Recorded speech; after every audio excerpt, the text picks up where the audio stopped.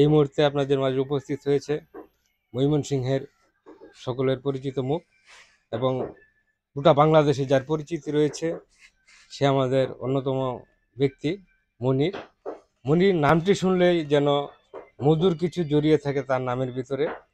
এই মধুর্যতা এবং সৌন্দর্যতা মনিরের মাঝে সবসময় বিরাজমান করে। এখন আমরা আপনাদেরকে মনিরের সাথে পরিচয় করিয়ে দিব।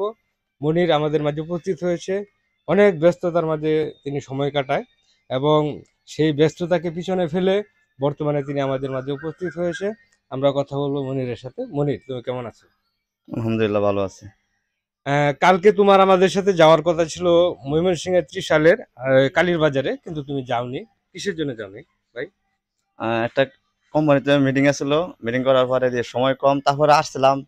জুম্মা নামাজ টাইম হয়ে গেছে, নামাজের সময়ের জন্য ফ্রেশ হওয়ার জন্য গেছি বাসাত। ঠিক আছে, তারপরে তুমি আমাদের মাঝে উপস্থিত হতে পারতে। ইনশাল্লাহ সামনে পরবর্তীতে বেশিরভাগ আমি চেষ্টা করলাম ইনশাল্লাহ। হ্যাঁ, প্রিয় দর্শক, মনির আমাদের মাঝে আশ্বস্ত করলো আমাদেরকে যে পরবর্তীতে যে কোনো অনুষ্ঠানে, যে কোনো ভিডিওতে সে আমাদের সাথে থাকবে।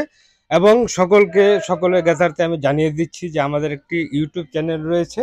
আমাদের ইউটিউব চ্যানেলটি হচ্ছে ময়মনসিংহ TV03। আপনারা যারা ইউটিউব চালান সকলে সাবস্ক্রাইব করবেন এবং কমেন্ট করবেন, শেয়ার করবেন।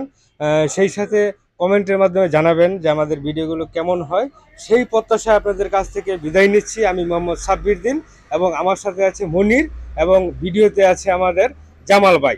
সকলকে ধন্যবাদ। সকলকে ধন্যবাদ।